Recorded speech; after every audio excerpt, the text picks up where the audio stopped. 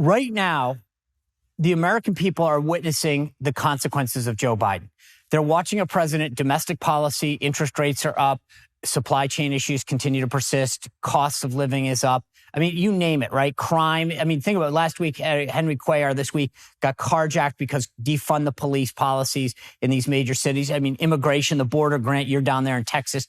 It's disgusting, right? Foreign policy wise, Iran, Ukraine, Russia, China, North Korea, you name it, whatever, right? All we have to do is look like we can actually govern.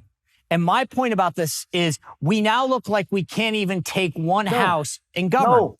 The Washington Post thinks that we can't govern. I'm telling you, Americans are celebrating this move today. The Washington Post and the New York Times thinks we can't govern. I'm looking at this thinking we did it just fine.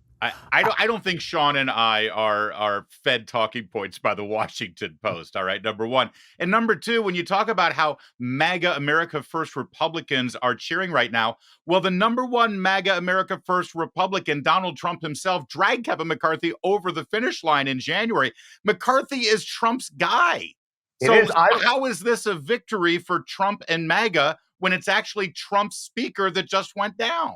A year and a half ago, I looked President Trump straight in the eye and I said, Mr. President, him and me solo. I said, I can't stand McCarthy.